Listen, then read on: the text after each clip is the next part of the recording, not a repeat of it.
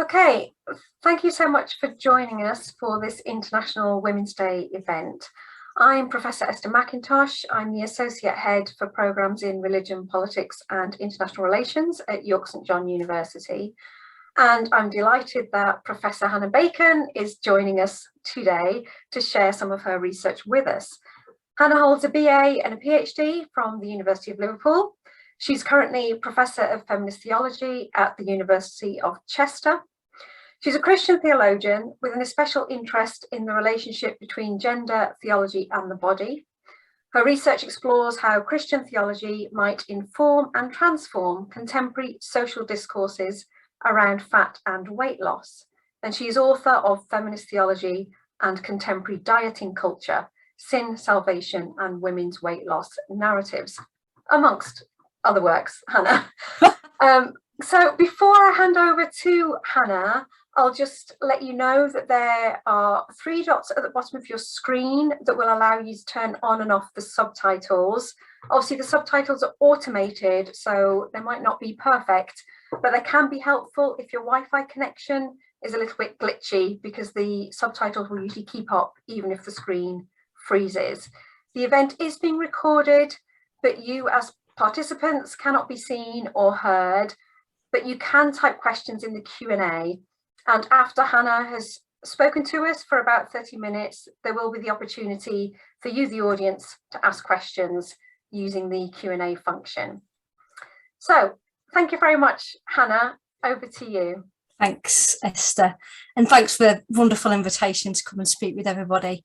I hope you really enjoy what I've got to say. I'm just going to share my screen, everyone, so just give me a second to do that.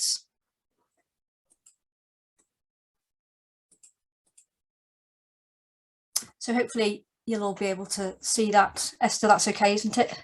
It is, yeah. Right, wonderful.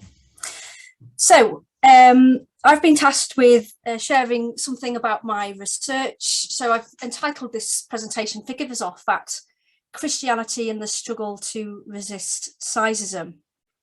So in commemoration of International Women's Day and the theme for this year of Break the Bias, the question I want to pursue in this paper is, how can Christianity help break the bias of sizeism and fat phobia? This is an especially pressing question for me as a feminist theologian concerned with women's flourishing, because levels of body dissatisfaction and fixation upon thinness remain alarmingly high, especially among women and girls, at the same time as health officials warn that the US and UK and nations facing an obesity epidemic, weight stigma and fat shaming are on the rise and presenting a significant threat to physical and mental well-being. The COVID pandemic has provided fertile ground for anti-fat sentiment, with concerns about lockdown weight adding to already high levels of moral panic about fat. Obesity is also consistently now linked with an increased risk of COVID-related hospitalisation and death, not always with robust evidence to establish fat as a causal factor. The socio-cultural idealisation of thinness through media exposure, heightened pressure to attain thinness and the internalisation of the thin ideal have all been named as environmental risk factors linked with the development of so-called eating disorders, as well as with dieting, weight loss and other purging behaviours. They've also been linked to increased levels of depression, low self-esteem and body dissatisfaction among females in particular. Of course, the idealisation of thinness is not a white Western problem. Non-Western cultures which have experienced economic growth and growing levels of industrialisation and westernisation are seeing similar patterns of body dissatisfaction, exposing the thin ideal as a colonial paradigm that norms all women's bodies by imposing the white Western, able-bodied, heterosexual, middle-class feminine ideal on all women without exception.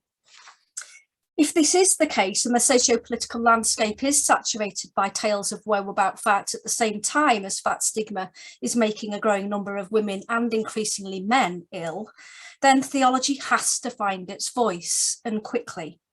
Indeed, the absence of fat talk in theological debate, especially in feminist theological debate, is alarming. Fat and weight are inherently theological issues because what is at stake is the dignity of bodies and the livingness of God. As feminist theologian Elizabeth Johnson reminds us, God is a living God, full of energy and spirit, alive with designs for liberation and healing. If women are made fully in the image of this God and are called by God to be fully alive, then feminist theologians must take seriously the work of critically reviewing the cultural and theological traditions that threaten to deface that image. And that means a serious engagement with the politics of Sizeism. So my claim today is that Christian theologies can only resist Sizeism if we face up to the ways in which Christian systems of thought actually fund contemporary hatred of fat. Contemporary health policy has already been shown to borrow the moralising Christian rhetoric of sin to assist with its pathologizing of fat. But I want to explore today how the secular commercial weight loss industry utilises the weighty legacy of sin to resource its lucrative slimming project. During my own qualitative research inside a UK secular commercial slimming organisation, I expose how the Christian nomenclature of sin is adopted to forward a suspicion of appetite and to cultivate fears about fat among its majority female membership. While the diverse authorial knowledges of science, politics, philosophy and health certainly do combine to inform discourses about weight, theological systems are shown here to supply a corpus of meanings that help to gender fat and confirm women's girth as an especial site of danger. The Christian struggle against Sizeism, then, I claim, begins with undressing the system of sin that resources it. So Sizeism. I should say that on the slides there's mainly images, some of which are nice and some of which are not so nice. Here are some nice images. So Sizeism, what is it? Sizeism includes anti-fat beliefs and behaviours and fat phobia, but my usage of the term also comprises the unabated privileging of thinness. Among many women in the slimming group that I join, the fear and hatred of fat encourages self-loathing and restlessness in the present. This is supported by the leader of the group, Louise, who commissions members to go forth and shrink at the end of each weekly meeting. Because there is only one male member in the group that I join and he attends very infrequently, this commissioning by Louise confirms to the majority women membership that they can never cease from the project of thinning, because there is always more shrinking to do. Indeed, many women in the group consider it wrong to feel happy with their bodies or with putting on weight. Some run out of the meeting through fear that their fat will be publicly exposed. Others deliberately avoid going out in public because they dread being judged for their size. Such instances indicate the damaging ways in which Sizeism takes shape in ordinary women's lives. There's a harmful arrangement that prizes thin bodies over all other bodies. Sizeism takes the thin subject as normative and measures all other bodies against that standard. In this colonial neoliberal system that overlooks difference and sees the individual as able to choose and design their own ambitions and bodies, the presumption of thinness functions as a threat. Just as French feminist and philosopher Monique Wittig considers that compulsory heterosexuality threatens that you will be straight or you will not be, compulsory thinness, or what I call compulsory thinness, warns that you will be thin or you will not be. Fat then invalidates a person, and women especially, through association with the sensible realm of the body and desire.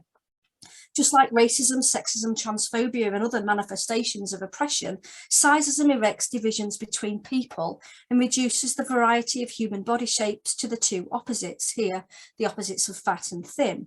This foundational binary opposition judges as deficient all bodies that fail to occupy the narrow, white, able-bodied heterosexual space of thinness, fueling and sustaining what feminist theologian Sally McFaig refers to as Plethora Phobia, a fear of different kinds of bodies. Sizeism then refuses any positive symbolisation of fat. It is seen in media coverage where fat people are depicted as headless, as in the picture on the PowerPoint, not as persons, but as objects without a brain, without a head, with nothing of value to say. It is a system in which multiple sites of oppression intersect to shame women's bodies through an association with being over-sexual and over-indulgent for black women, for example, through an association with being butch and unfeminine for lesbian women, for example. It is made manifest in weight-based prejudice that sees fat people, and fat women in particular, experience higher rates of household poverty and receive less annual income than thinner women. In education, reports suggest that some teachers have lower expectations for fatter children, and that school environments can be sites of ongoing prejudice and harassment for fat students. Sizeism is passed on in education about food and cookery, in the assumption laid bare in the weight loss group that I join, that eating well means to consume with thinness in mind. Health and medical institutions also participate in sizeism when, for example, unchecked biases among health professionals cause fat people to fear going to the doctor because weight always becomes the primary issue in the consultation room, independent of the health complaint. It's seen too in the assumption that fatness is synonymous with unhealthiness and that fat people are lazy and eat too much. Sizeism, however, does not only manifest itself through the victimization of fat people. In an extension of conventional meaning, I understand sizeism as depicting a far-reaching terror of fat that strikes fear, guilt, and self-hatred into the lives of a multiplicity of people, especially women, including those who are not fat. In the weight loss group that I attend, sizeism affects and continues to govern the behaviour of women who reach their ideal weight. It manifests in the assumption that fat, whether actual or perceived, minuscule or substantial, is untenable and to be dreaded, and that weight loss is an unquestionable good for all women, independent of size. Sizeism then expresses the complex and multiple ways in which the stigmatisation of fat affects differently sized bodies, rendering as unlivable the lives of variously sized women. It is what fat activist Charlotte Cooper calls a power system in which we are all losers by various degrees. So something about the weight loss group that I join and the nomenclature of sin that they adopt. Some of you will be familiar with this, I'm sure. So how is sizeism resourced by Christian religion, and how does my own fieldwork inside a UK secular commercial slimming weight loss group evidence this?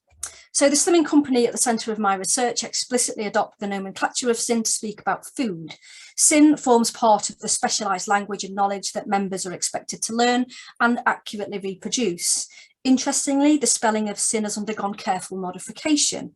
From the organisation's inception in the 60s until 2004, it adopted the conventional Christian spelling of S-I-N, albeit without making any reference to its religious foundations. And that can be seen through that picture on the far left, the Sin-a-Day diet, which is one of the weight loss company's earliest diets, where sin is obviously spelt according to Christian convention there. But disgruntlement from members around the term's guilt-inducing capacity appears to have provoked the company to change tack. In the early 2000s, the organisation modified the spelling to S-Y-N and marketed synergy as a more scientific concept. Sin stands for synergy, and synergy speaks about nutritional balance and requires members to limit consumption of saturated fats, alcohol and sugar, while eating at least 5 portions of fruit and veg a day, and a mix of carbs and protein. Sin, though, typically depicts foods like crisps, chocolate, alcohol, as can be seen there at the top of the screen. Foods high in saturated fats and sugars. All foods on this weight loss plan are allocated a sin value, and these appear as a 15-page section of the weight loss guide that members receive when they join. Values change quite regularly, however, and without explanation or warning.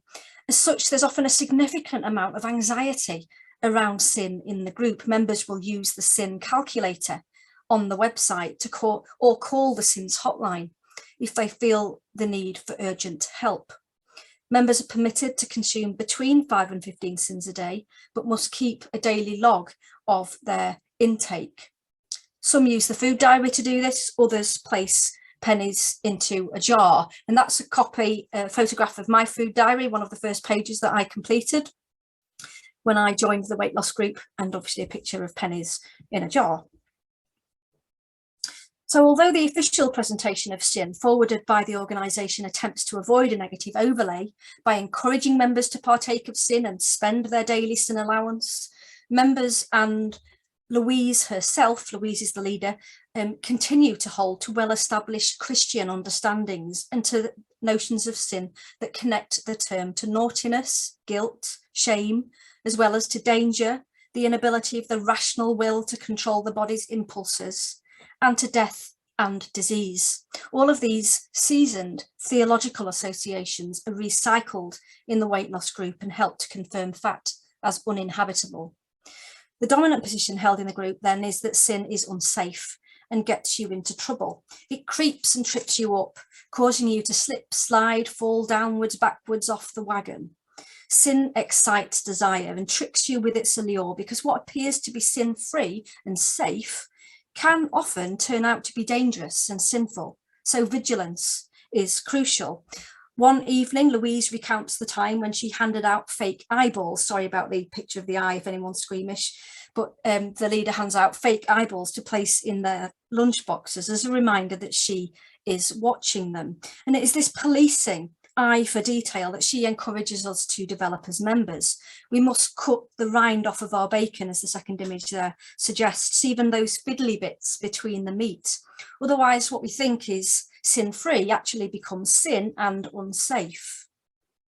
It is the sins we don't see then which stand to get us into the most trouble, Louise warns. The sins lurking in salad dressing, in the bits at the bottom of cereal packets, and the picture there is actually taken of Rice Krispies, which is the bits at the bottom of cereal packets, just in case you don't know what the picture actually is.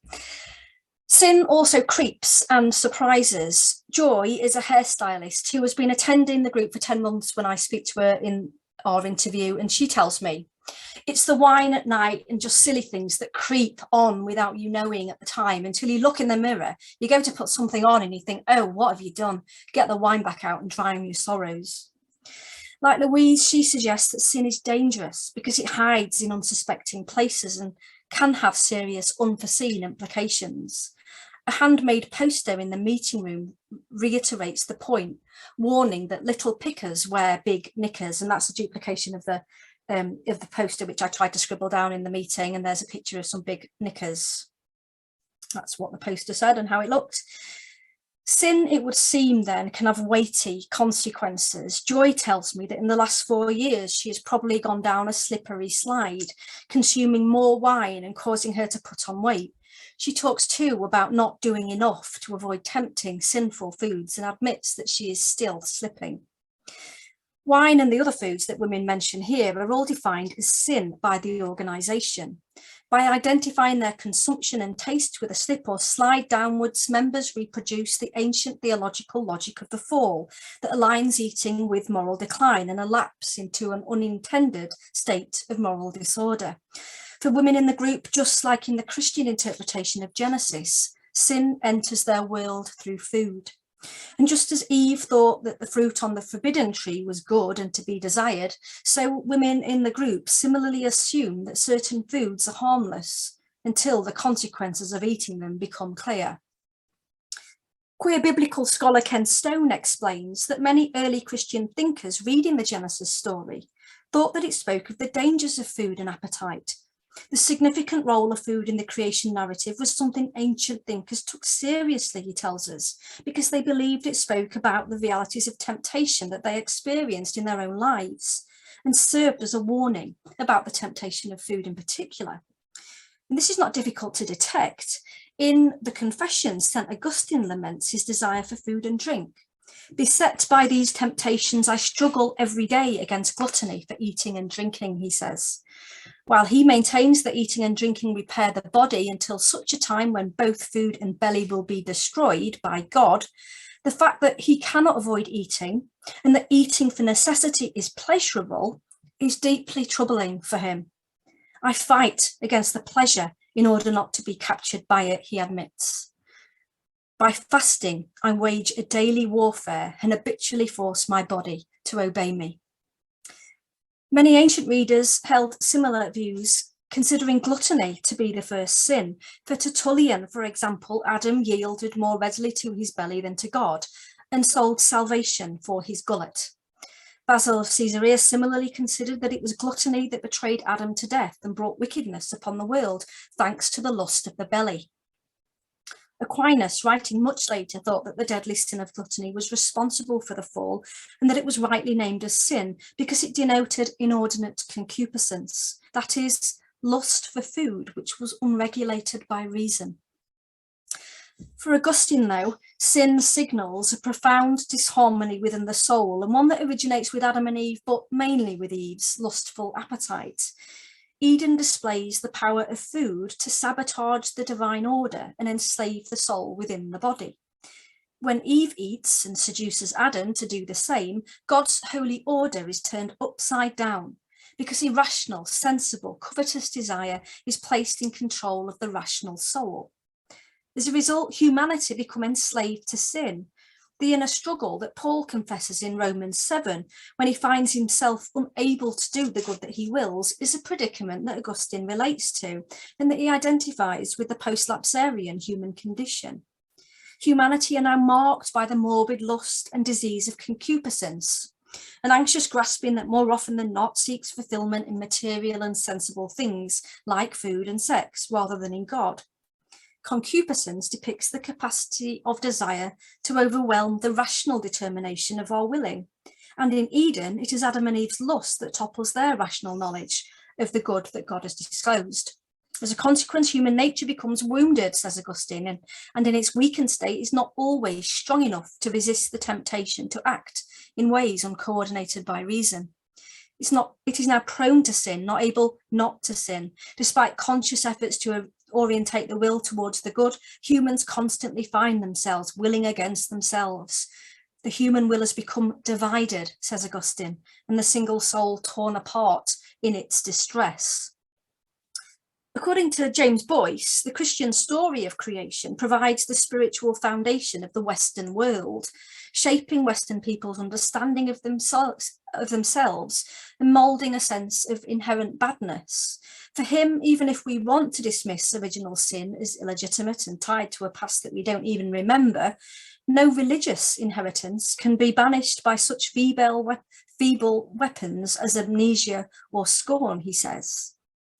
The legacy of original sin and a sense of inherent badness can certainly be seen in the weight loss group, as participants communicate similar feelings about the frustration of sin and speak of an inability to prevent themselves from doing the good they know by reason.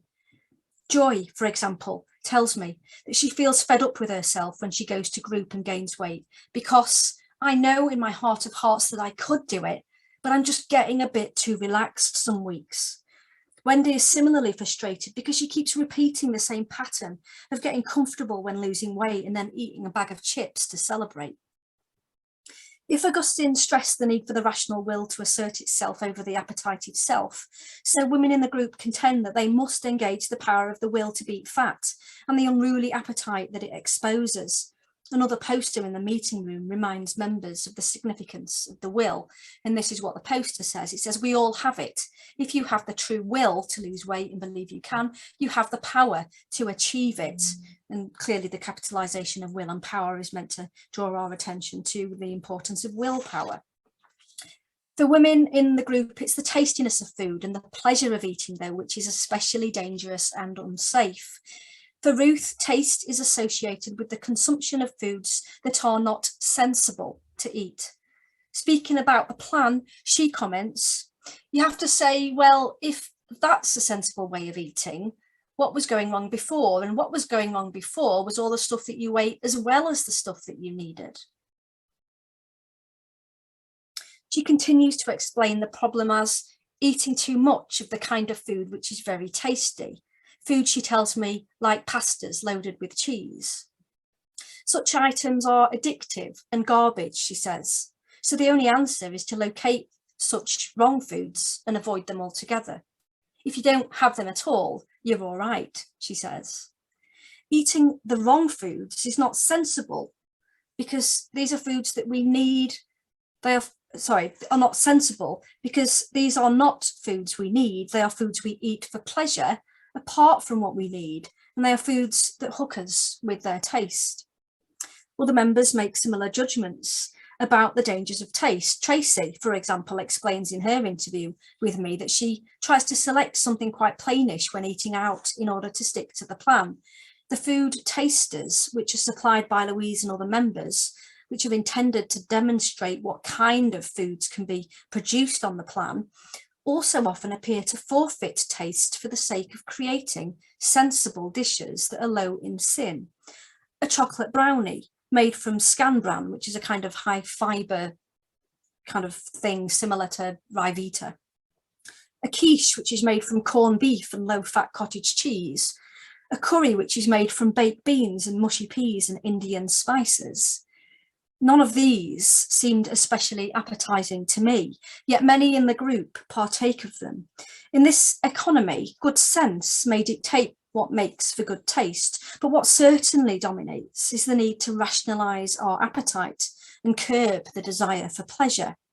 For Ruth, this kind of sensible consumption that replaces impulse with control and eating for necessity is an obvious and intelligent way to eat. She tells me it's one of these things that's in the general domain of what we know about how we ought to behave. Such a schema continues ancient Christian concerns about the pleasure of eating.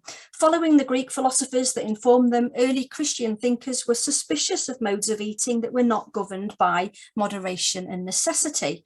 Clement of Alexandria cites Philippians 3, where Paul speaks against those whose God is their belly, to claim that Christ the instructor calls humans to eat to live, rather than live to eat. For neither is food our business, nor is pleasure our aim, he advises. Humans should eat to sustain the body so that it can receive and obey the word. It should be plain, intended towards health and conducive both to digestion and lightness of body. Over a century later, Basil warns that a person who degrades themselves by indulging the passions of the flesh becomes a slave of thy belly and approachest animals without reason and becomest like one of them. Food ought to function like clothes, meeting the practical needs of the body and nothing more. For a man in good health, bread will suffice and water will quench thirst, he says. Eating for health then is not the same as eating for pleasure, and savage gluttony should be confronted by moderation, quiet and self-control. He warns about the dangers of nibbling in secret. The concept of weight fits squarely into this system of fear, taking on symbolic meaning as the corruptible, sensible and appetitive self that drags the soul down and away from God. However, the alliance between weight and sin is not only symbolic. For some early Christian theologians, fatness itself manifests irrationality and an indulgence in unregulated pleasure. Slimness or lightness of body is thus a sign of moral purity and self-control. The 4th century thinker John Chrysostom speaks about those who become fat through luxurious living. Such people are like animals, he tells us, for, quoting him, it is only for brute beasts to be feeding from morning to night. He speaks of the disgusting spectacle of a man cultivating obesity, who is seen, he says, dragging himself along like a seal. Writing in the 2nd century, Clement of Alexandria similarly encourages his readers to eat, to let not food weigh us down, but lighten us. Fasting empties the soul of matter, making the body clear and light for the receipt of divine truth. Jerome, after him, instructs that the slenderness, the deliverance of the body from the encumbrance of much flesh, gives us some conformity to God and his angels. Weightlessness, then, for Jerome is next to godlikeness, and this, for John Donne, writing much later in the 1600s, provides a theological mandate for staying trim. Citing this passage from Jerome in his sermon on Easter Day in 1626, Donne recommends slimness to his congregation, instructing that the flesh that we have built up by curious diet, by meats of provocation and witty sauces, is artificial flesh of our own making. All flesh is sinful, so the more we have, the deeper we bury the soul. The soul, he instructs, does not require so vast a house of sinful flesh to dwell in.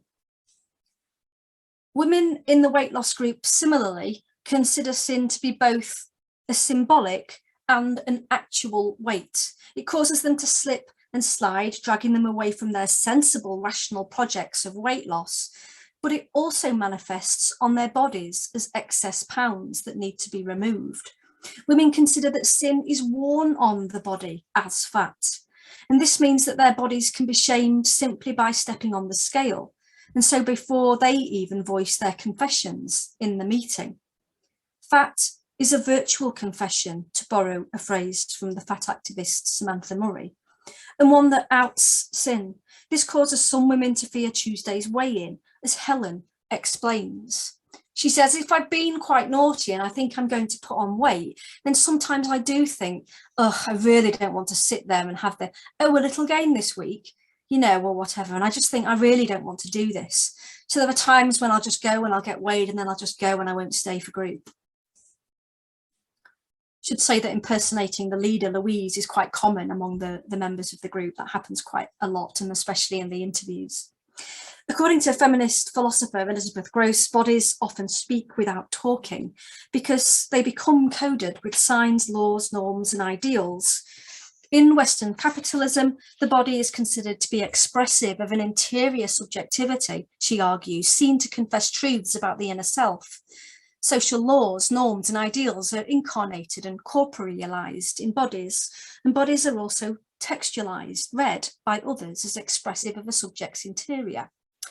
Drawing on Gross's insights, Murray states that fat bodies are routinely read as immoral and as expressive of unhealthiness and unethical living, exposing the fat person as a moral and aesthetic failure. The confession, she says, is one of necessary pathology, indulgence, and excess. And before the fat subject even speaks, this confession is produced as truth. In my group, fat similarly speaks for itself. Guilt and shame are worn on the body as excess weight, without members having to say a word. But this virtual confession does not negate the requirement for members to actually audibly disclose sin. In the weekly meetings, women are asked by the leader, Louise, to explain their gains, cementing the association of fat with fault. Members usually reproduce the truths their bodies already confess, taking the rap for fat and blaming their gains on their bad food ways. If women don't accept responsibility for their gains, Louise will compel their guilt by reminding them of the need for remorse. Lisa, another member, tells me about one meeting when she gained weight and felt okay with it, only to then have Louise step in the meeting to remind her that she shouldn't feel okay with the gain. This causes Lisa to feel told off by Louise, which then makes her rethink her relaxed stance. So the interesting thing there is that the leader is actually stepping in to adjust members' confessing narrative so that they adhere and fit in with the standard guilt kind of rhetoric. This causes Lisa to feel told off, as I say, by Louise, which makes her rethink her original stance. Louise's handling of confession thus ensures that members adhere to the normative pattern of guilt and shame. Indeed, members tend to reach similar conclusions about fat as these ancient Christian thinkers, viewing fat as evidence of wrongdoing. Lucy sees that her bad behaviour is the reason for her anticipated weight gain. Samantha says that if she has eaten out, then she'll expect a gain to follow. In the back of my head, it's that's going to catch up with me at some point. Women assume that sin is worn on the body as fat then, and that virtue takes on material form as thinness. Fat also makes the body beastly, in a manner reflective actually of Chrysostom's image of the seal. Ruth depicts fat as base and monstrous. She says, you don't want to be lurching through the town, knocking people out with your vast size. The adoption of the nomenclature of sin then weds the group's sin talk to a Christian moral symbolic and to a number of nuanced theological meanings. By repeating these well-worn associations with shame and disobedience, danger and a faulty will, the organisation and its members confirm fat, and women's fat especially, as flawed. the weight loss message is certainly marketed at an assumed female audience. And this becomes especially clear in one meeting when Louise hands around slips of paper to the group, which contain a drawing of a male and female dancer. And I managed to take a photograph. I found it today and I managed to take a photograph. So this is the image that the leader, Louise, sends round of a male and female dancer. The woman's body has been divided into 14 parts, as you can see, to reflect 14 pounds that make up a stone in weight. It's a competition, and the task is to shade in a section for every pound that we lose. The winner is the woman who has completely shaded herself out and successfully completed, it would seem, the work of taking her body apart pound by pound. Through this exercise and others, women learn that it is they who are expected to lose weight, that they must prepare their bodies in sight of the male gaze, because good women seem to dance with men rather than other women, and certainly do not dance on their own. But on top of this obvious female-centred marketing ploy, the group's association of sin with corporeality, defilement, irrational desire, pleasure, and with sensual appetite. These are all components of the Christian apparatus of sin that have been gender coded and used against women. By adopting the nomenclature of sin and aligning it with these dominant theological components, the organisation and its members vicariously repeat the misogynist assumptions of these ancient systems. Within Christianity, Eve in particular has been blamed for sin. In his discussion of modesty in female dress, Tertullian famously casts all women in the role of Eve. Women are responsible for the fall. They are the devil's gateway, he tells us, and are ultimately to blame for the death of Christ.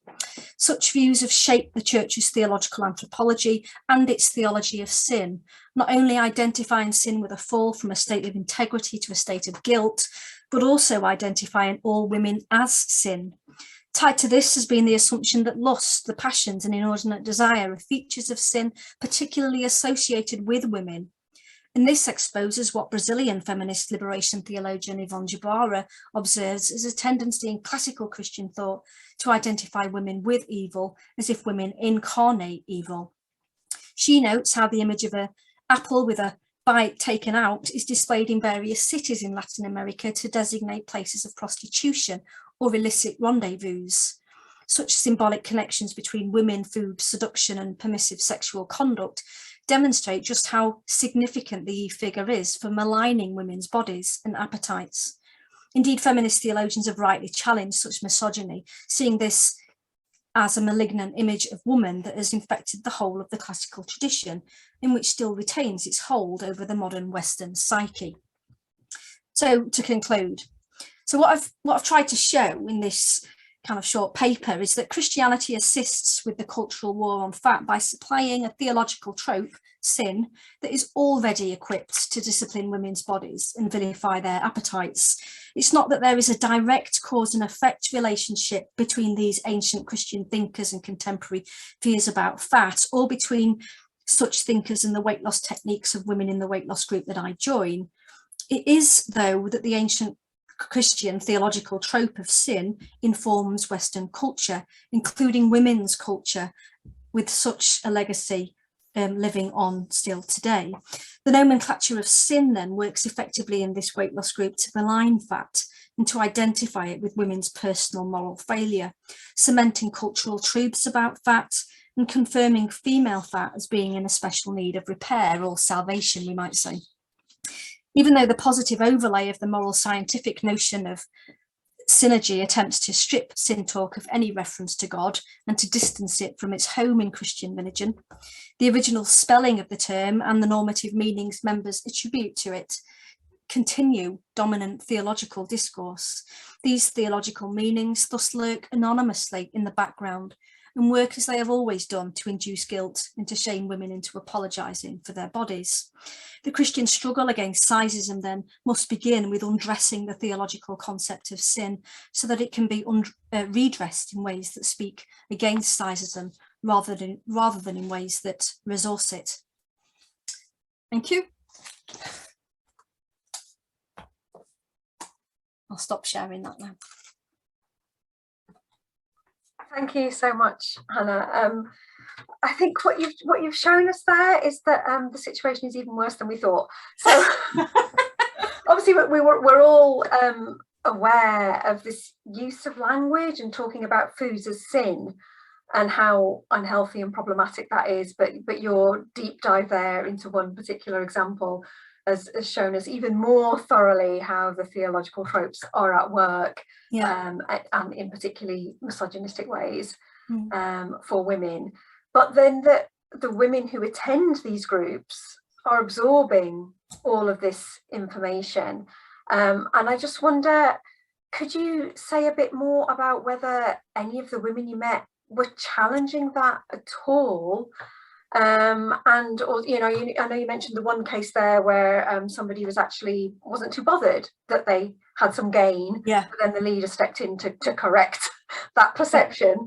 And so I wonder if you had any sense of the people in the group beginning to challenge. And then also, I guess, I'd like to ask you about profit and the leader, and whether you discussed with the leader at all the fact that obviously this is all a marketing ploy, and that keeping women in this sense of being a failure and sense of needing repair obviously means profit for the group and the leader of the group. And I wondered if that came up at all. And then, of course, I'll just remind the audience that the Q&A is open, so then we will very happily take questions from the audience as well. Yeah, the great questions, Esther, thanks. So do women challenge it? Kind of.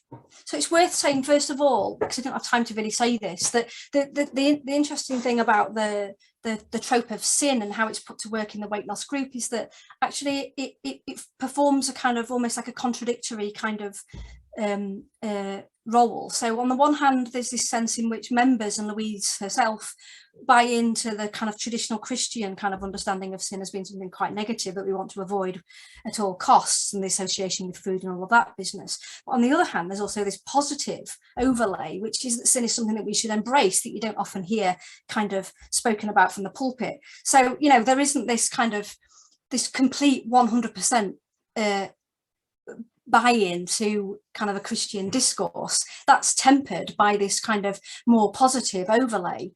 But the problem is that those two things obviously don't fit well together. So that keeps women in a state of disease all of the time and just not knowing quite where they are. But women do also want to say that sin is something positive, and they will embrace it. So there is that positive side which women kind of adopt. Some women also do challenge the kind of reference with naughtiness. I heard on more than one occasion in interviews and in the meetings themselves, not publicly, because they won't challenge Louise, because she has a particular status in the group which is kind of godlike almost, you know. So they won't challenge her in the meeting, but they will challenge her in their little kind of conversations that happen before and after the meeting, and with me in the interviews. And you know what, some of the stuff that they really don't like is the judgmental side of sin, and how that is operating in the group to make women feel bad. And the way that Louise puts that to use in the confession bit of the meeting, when members have to, you don't get, when I was in the group anyway, you didn't get a choice about whether you disclosed. You had to actually say why you'd put on weight and provide an explanation. And you know, the way that Louise often kind of managed that evoked quite a lot of shame and guilt in members, and that was certainly challenged from time to time by members, in some cases to the extent that some would leave the group entirely because they'd had enough of it. But she manages to control that quite well, so that members keep coming and feeling bad enough to keep paying their weekly subscriptions, but not bad enough to leave the whole operation entirely. So it's a skillful thing, really. But yeah, those two things really, I think, are worth remembering. It is positive, the discourse, as well as being negative in the group, which is a bit strange, but nevertheless true. Oh, that's really interesting. Thank you, Hannah. We've got a question here from Alison Webster, which is great paper, Hannah. Thank you. Hi, Alison. What are the characteristics of rehabilitative body theology that is subversive of sin? Oh, there's so many, honestly. I mean, so in the book that I have produced, you know, one of the things that I partly want to say is that, you know, the whole kind of tradition of incarnation within Christian theology is really important. And if we're to take that seriously, we've got, you know, slapped in the face with this idea that the body is good because God chooses a body and chooses to take on flesh. And that means that actually, you know, flesh is good. And the kind of flesh that Jesus demonstrates, you know, he's accused of being a wine bibber and being gluttonous and, you know, that kind of thing in the New Testament. So that's a really fascinating kind of presentation of Jesus that we receive, which challenges some of these kind of discourses which are at work in the weight loss group. So the incarnational motif and the kind of body and the ministry of food that Jesus has in the New Testament, which is all about eating. You know, the way in which God's kingdom is actually communicated to us is through food in the New Testament, and that inclusive practice is literally kind of eaten up by those who are on the margins of society and by Jesus himself. And I think that's a really, really important kind of message that we need to kind of consider when thinking about this anti-food and anti-fat kind of discourse, which is in operation and making lots of money in the contemporary world. There's other things in the book which I kind of like try and draw out, stuff to do with Sabbath and the Sabbath mentality and what Sabbath actually might communicate in a weight loss kind of setting where fat is feared and hated. And actually one of the things that a Sabbath sensibility might call us to do is to actually stop and take a minute and to think and reflect on what is happening and what is going on within our contemporary context and culture and within these various weight loss settings where fat is shamed both publicly and privately. And, you know, if we are to stop and take stock in that kind of way, one of the things that the Sabbath mentality or sensibility, as I call it in the group, actually tells us is that actually we need to stop from that frenetic, frantic work of trying to police the body constantly and what we're eating, because there's no joy in that. And it takes away from the joy of pleasure, and that we shouldn't feel that we've got to apologize for enjoying our bodies and the food that we eat, because food is also a gift, and it's a gift from God, as is our enjoyment of it. So that embrace of a Sabbath kind of sensibility, I think, is quite helpful, because it is important for valuing bodies and for just taking stock. And it might, you know, be also important for just stopping those, having a break from our dieting practices. You know, many of us, and I include myself in this, have, you know, on more than one occasion thought that it's a really good idea to lose weight. And that becomes a kind of regimen, and it becomes something that we commit to, and it can be the undoing of us, and it can make us very ill, not just physically, but also mentally. So the Sabbath sensibility, I think, just is really helpful, because it's an invitation to work with others to just think more critically and more creatively about our place in the world and our relationship before God. Thanks, Hannah. I was thinking as you were speaking there that, you know, there are connections there with queer theologies and trying to unpick the taboo about bodily pleasure. Yeah, actually owning our bodies and owning pleasure. And on that note, we have a question from Chris Greenough. Really illuminating paper, Hannah. Thanks so much. I wondered if you wanted to talk a little about yourself as a participant in the research and the ethnography. How were these dynamics? Yeah, that's a good question. Cheers, Chris, for that. Yeah, so I chose to do fieldwork. I'm not you know, before doing this book, I wasn't an ethnographer. This is my first venture into kind of empirical qualitative research. So trepidation was the first thing to say probably about my the steps that I took. It was really, really nerve-wracking. But one of the reasons that I wanted to do it was because, you know, I myself felt quite torn, divided in my own body, actually, as a researcher and as a feminist theologian, because on the one hand, you know, all the reading that I'd done before going into the group, which prompted me to do this in the first place, was that, you know, I felt very uncomfortable with weight loss culture and with contemporary discourses about fat and how they were making women in particular, but not exclusively, feel about their bodies and about their flesh, and wanted to challenge that. But at the same time, I also felt quite uncomfortable with my own body and with my own size. And so, you know, one of the things that prompted me to actually be a participant, not just observe, but participate in the group, was actually to lose weight. And I kind of say this in the book, look, you know, this is the weirdness of it all. You know, I went in there and wanted to see if it would work, in inverted commas. But, you know, that left me in most meetings feeling really, really strange, quite uncomfortable. Not just because I was divided in that kind of way, but also because as a participant, not just as an observer, I was involving myself in the kind of clapping of people who'd lost weight, in the celebration of weight loss, which I was, actually finding also quite uncomfortable. So I felt complicit in the very thing that I was trying to challenge. And, it was really fascinating, kind of those kind of dimensions to the ethnography, but they're all kind of openly disclosed in the book if you're interested in hearing about them. But great question, Chris. Do you know if any of the participants have read the book? Have they given you any feedback? Do they know you've written the book? They do know I've written the book. I mean, when I was doing the ethnography, I was quite clear that I was doing this thing. I didn't really tell them loads and loads about it because I thought they might kind of give me the right response in their interviews if I did that. But yeah, they knew that I was working on a book and on a project that would eventually be published, but that they'd be anonymized and all of that. I don't know if they've actually read it. I did tell them that it was coming out, so I haven't received any hate mail, so that's good. No one's set my house on fire or anything yet, so. Okay, so a question here about health issues and aging. Did that come up at all? Did anybody talk about health issues and aging? Yeah. So yeah, a couple of people talked about aging, and that was usually in the sense of, I used to say, because I was quite a bit younger when I was doing this research, you'll understand this when you get older, but when you get older, things start to kind of change and you start putting on weight all the time. So one of the things that it's really important to do, one woman said to me, is to lose weight while you're young and try and get into good habits, because when you're older, you won't be able to do it quite as well. She was the largest person in the group and the only woman that I would actually call fat. Everybody else was what I would say is a relatively normal size. Another woman also said that with age comes weight gain, and that she found herself putting on weight.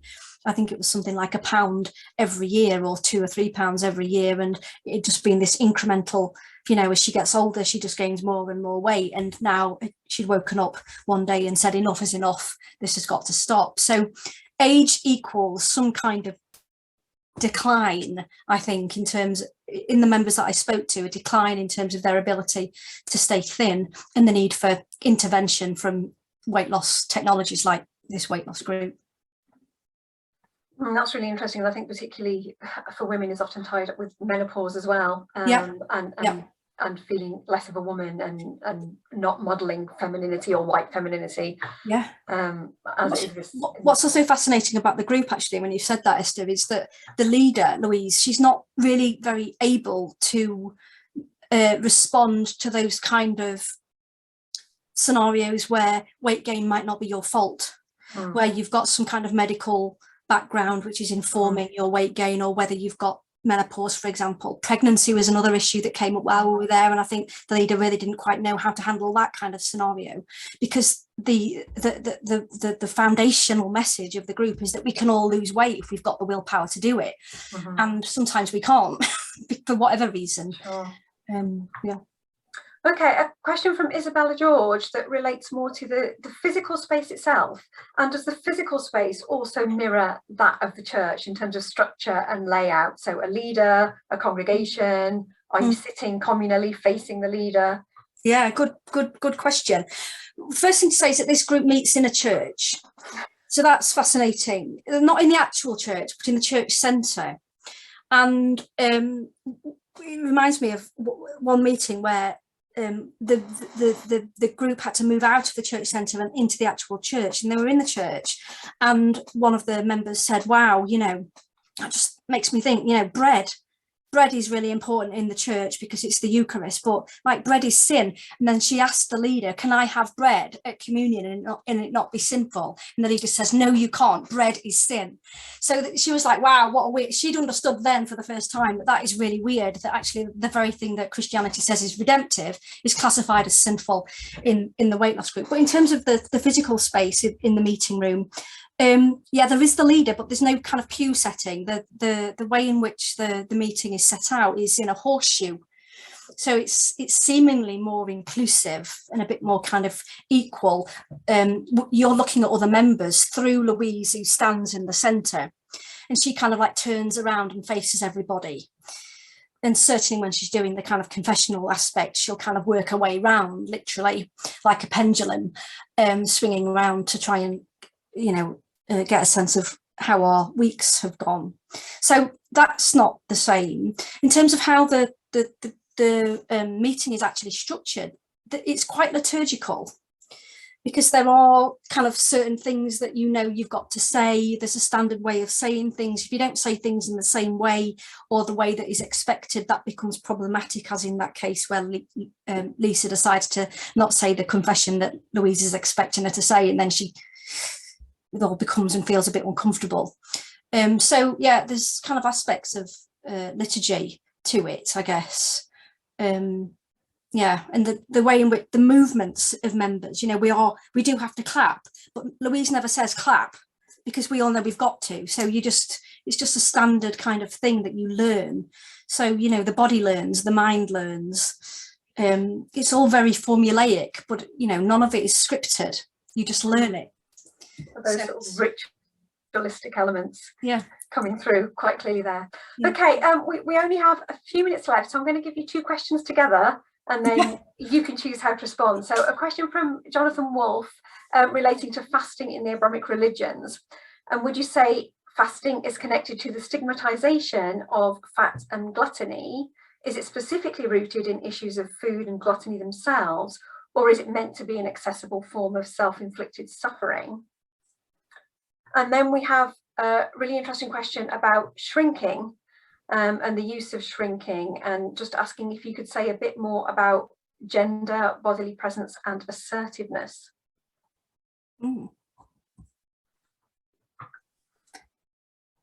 So in terms of fasting in the Abrahamic religions, so I'll speak about the tradition that I know the most about, which is my own, so Christianity.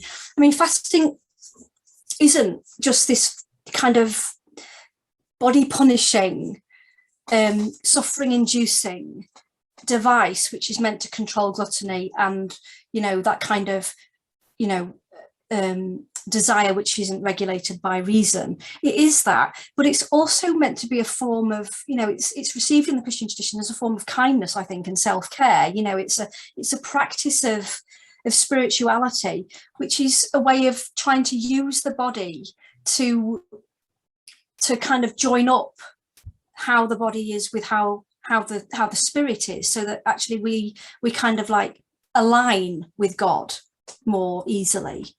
I'm not trying to defend fasting when I say that, because the way that fasting emerges within our contemporary context, this one in particular, shows that there are very dangerous avenues down which fasting can take. And certainly if you know anything about kind of the medieval mystics and the way in which fasting was taken on board by people like Catherine of Siena, who died in her 30s because she starved herself to death, this is not a great thing. We can't just embrace it uncritically. But I think one of the things that I talk about in the book is that as a kind of practice of self-care, weight loss, akin to some kinds of ascetic practices within Christianity, is also something which enables women to take control of their own lives. And that is something which is also very clear in the fasting tradition within Christianity. And Caroline Walker-Bynum also speaks about that in some of the work that she does. I'm fascinated about this other question about gender, bodily presence, and something else which I've written down, which I can't actually read. Sorry, and assertiveness. Assertiveness, yeah. I might need to know a little bit more about what that is getting at in terms of a question. Is there a question there, or is it just the links between those things? Yeah, it's just asking if you could comment further. I think we might have to leave it, given that time is against us. They can email me. Yeah, but obviously there's been the issue of like women's assertiveness and women trying to shrink themselves in space is obviously kind of well known in feminist theory. So that there's interesting parallels there. There was also a very interesting question we don't have time to pursue, but asking whether churches really ought to be renting their spaces to groups that might be damaging to well-being and flourishing. Good. But we'll have to leave that one hanging, I'm afraid. Thank you very much, Hannah, for such an informative and fascinating talk. Thank you to our audience for your participation and such thoughtful questions. If you've enjoyed this seminar, do check out the Centre for Religion Society website and see what other webinars and seminars we have on through the rest of this semester. Thank you again, everybody. Thanks a lot.